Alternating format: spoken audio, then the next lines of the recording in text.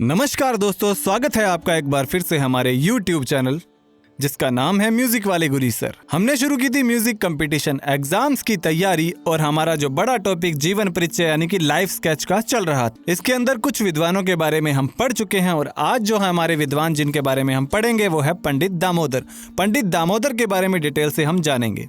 तो देखिए, पंडित दामोदर जो हैं मुगल शासक जहांगीर के समकालीन हैं। सबसे पहला क्वेश्चन ही ये बनता है कि ये किस शासक के समकालीन रहे हैं, यानी कि ये जहांगीर के समकालीन रहे हैं। हिंदुस्तानी संगीत पद्धति पर 1625 ईस्वी में संगीत दर्पण नामक ग्रंथ की रचना की। 1625 में संगीत दर्पण की रचना की है इन्होंने।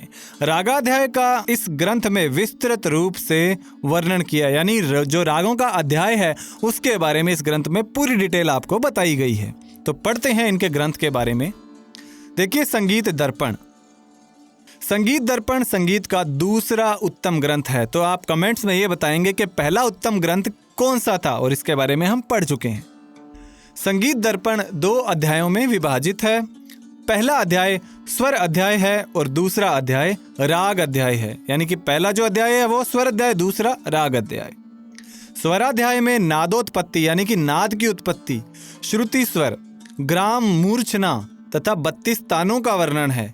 नाद की उत्पत्ति, श्रुति स्वर, ग्राम, मूर्छना और 32 तानों का वर्णन किसके अंदर मिल रहा है आपको? स्वराध्याय में। ध्यान रखिएगा, इसी अध्याय में स्वर साधारण, वर्ण, अलंकार आदि का भी संक्षिप्त विवरण है, यानी कि इनके बारे में भी संक्षिप्त में वर्णन किया गया है। इस अध्याय में कूट तानों को बनाने का क्रम तथा खंडमरक तानों में नष्ट और उद्दिष्ट को खोजने के क्रम का विस्तार में उल्लेख किया गया है।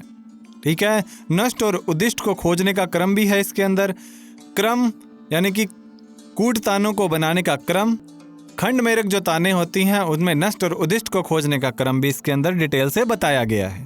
ऐसा ज्ञात होता है कि मार्ग संगीत तो संगीत रत्नाकर के समय में ही नष्ट हो गया था, किंतु पुरानी बात ग्रंथों में लिखने की परंपरा चली आ रही थी, इसलिए इस ग्रंथ में केवल लिखकर छोड़ दिया गया और उन्हें संभालने का प्रयास नहीं किया गया। जैसे जाति, लक्षण इत्यादि इनके बारे में डिटेल में बताया गया था। रागाध्याय में रागांग, भाषांग, क्रियांग और उपांग को संक्षेप में समझाकर मतंग के अनुसार तानों के 3 भेद यानी कि शुद्ध, छायालग और संकीर्ण बताकर रत्नाकर के 20 रागों के नाम उद्गृत किए गए हैं। रागाध्याय में रागांग, भाषांग, क्रियांग और उपांग को संक्षेप में बताया गया है, यानी कि संक्षिप्त रूप से बता दिया गया। ठीक है। मतंग के अनुसार रागों के 3 भेद जो कि शुद्ध, छायालग और संकीर्ण हैं, इनको बताकर रत्नाकर के 20 रागों के नाम उद्गृत किए हैं। जो कि रत्नाकर में 20 रागों के नाम है वो बताए गए हैं। शिव मत के अनुसार राग रागिनियों का वर्णन, रागों का गायन समय व ऋतुओं का संक्षिप्त वर्णन है। इसके उपरांत हनुमंत मत से तथा रागावर्ण मत से राग रागिनियों के नाम बताए गए। देखिए, शिव मत के अनुसार तो राग रागिनियों का जो वर्णन है, रागों का गायन समय हो गया, ऋतुओं का संक्षिप्त वर्णन है, और इसके बाद में जो है हनुमंत मत से और रागावर्त मत से राग रागिनियों के नाम बताए गए हैं। ठीक है। संगीत दर्पण में दिए गए ध्यानों के कारण यह ग्रंथ भी लोकप्रिय बन गया, यानी कि यह भी पूरा फेमस हो गया था। संगीत दर्पण का फारसी में अनुवाद भी हो चुका है। इसके गुजराती व हिंदी अनुवाद भी वर्तमान में प्रकाशित हैं। तो इसका जो फारसी में अनुवाद हुआ, गुजराती और हिंदी के अनुवाद भी आजकल इसके मिल जाते हैं। तो यहाँ ये हमारा टॉपिक आज होता है क्लियर। उम्मीद करता हूँ आपको टॉपिक समझ में आया होगा। वीडियो अच्छी लगे तो लाइक कीजिएगा, दोस्तों के साथ शेयर कीजिएगा और चैनल को सब्सक्राइब जरूर कीजिएगा।